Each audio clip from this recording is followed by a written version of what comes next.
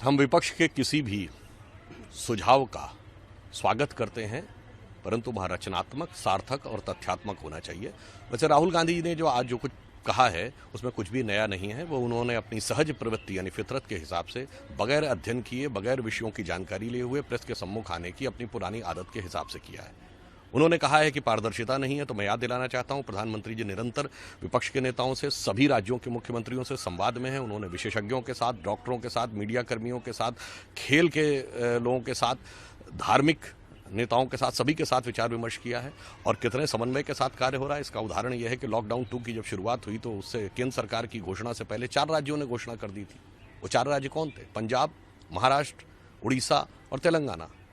चारों विपक्ष के राज्य थे।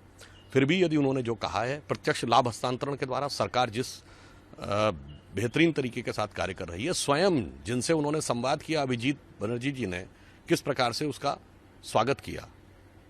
जहां तक प्रवासी मजदूरों की बात थी तो अभिजीत जी ने अपने बोधन में कहा, मुंबई के रेफरेंस में, कि ये जो कुछ भी है इसमें मुख्य रूप से राज्य सरकार का दायित्व है।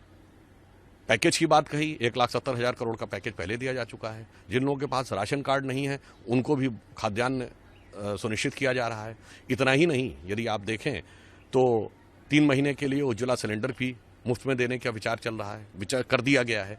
राज्य सरकारें अपने अपने प्रवासी मजदूरों को लाने के लिए बात कर रही हैं। अंतर्राष्ट्रीय एजेंसियों ने जिस प्रकार से कार्य किया है, ये सब चीज़ें यदि उन्होंने पढ़ ली होती तो उन्हें ज़्यादा समझ में आता, परंतु दूसरी चीज़ की ओर उनका ध्यान नहीं जा रहा है।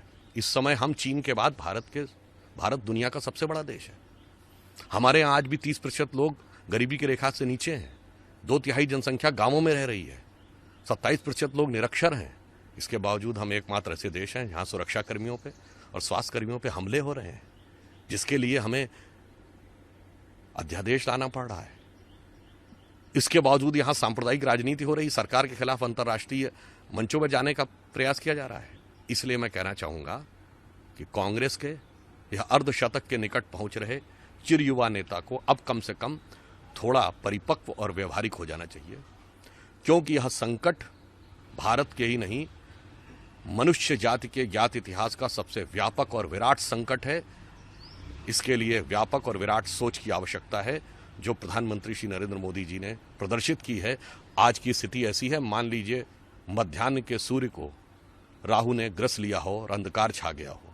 इसलिए मैं राहुल गांधी जी से अटल जी की इस पंक्ति के माध्यम से एक सुझाव देना चाहूंगा और आह्वान करना चाहूंगा कि भरी दोपहरी में अंधियारा, सूरज परछाई से हारा, अंतरतम का नेह निचोड़े, बुझी हुई बाती सुलगाएं, आओ मिलकर दिया जलाएं। यह समय वाद विवाद का नहीं है, खंडन मंडन का नहीं है, व्यर्थ के वितंडावाद का नहीं है, संयोग और संवाद का है।